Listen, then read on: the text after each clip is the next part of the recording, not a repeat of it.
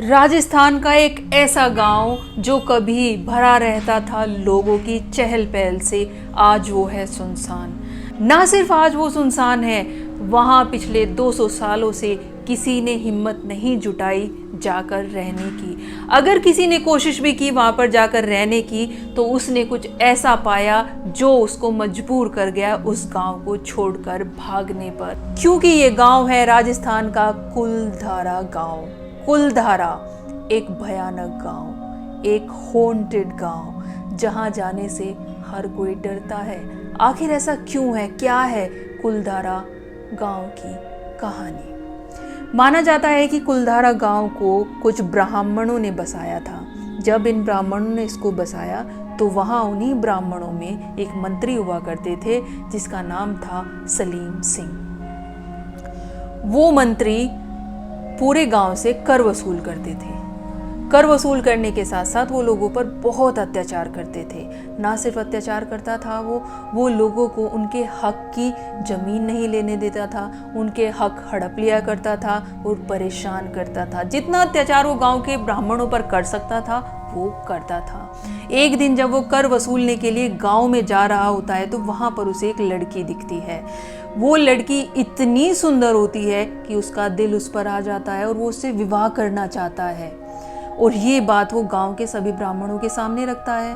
बोलता है कि मैं इस लड़की से विवाह करूँगा, या तो तुम अपनी मर्जी से मान जाओ, अगर मर्जी से नहीं मानोगे तो भी विवाह तो मैं करूँगा, पर तुम्हारा जो कर है वो मैं चौगुना कर दूँगा, तुम्हारा जीना मैं दुर्भर कर दूँगा। तुम्हारे पास बस 4 दिन का वक्त है, सोचकर मुझे बता दो तुम क्या चाहते हो। जब वो सलीम सिंह उनको 4 दिन का वक्त देकर चला जाता है तो सभी गांव वाले बैठकर पंचायत करते हैं और आपस में बैठकर वो निर्णय लेते हैं कि अगर हम इसको अपनी बेटी दे भी देते हैं फिर भी इसके अत्याचार तो कम होने नहीं है, ये तो ऐसा ही रहने वाला है, तो कोई फायदा नहीं है इसको बेटी देने का। हम इसको अपनी बेटी नहीं देंगे, साथ ही साथ हम इस गांव को भी छोड़ देंगे। और वो वही करते हैं। उस रात उस गांव का एक एक इंसान अपना सब सामान, गायें भैंसे बटोर कर उस गांव से निकल जाता है।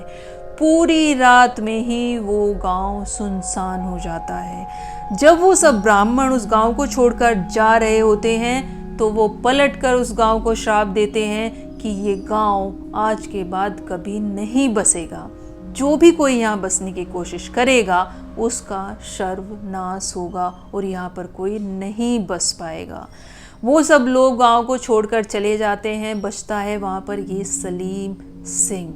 वो बड़ा अचंभे में रह जाता है, लोग कहाँ चले जाते हैं। पर क्योंकि वो ब्राह्मण श्राप देकर गए थे तो वो सलीम सिंह भी मर जाता है, उसका महल वहाँ पर रह जाता है।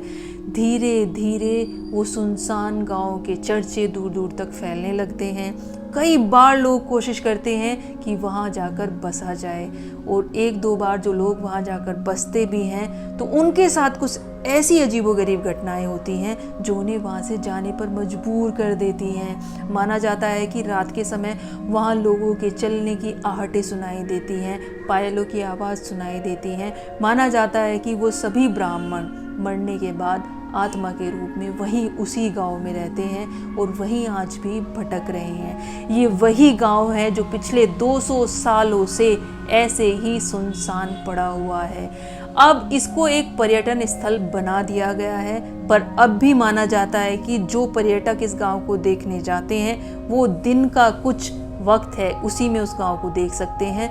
रात के समय उस गांव में जाने की हिम्मत आज भी कोई नहीं जुटा पाता, क्योंकि वहाँ अजीबोगरीब आवाज़ें सुनाई देती हैं। ये गांव एशिया में सबसे खतरनाक और भूतिया गांव माना जाता है, जिस गांव में पैर रखने से हर कोई डरता है, घबराता है।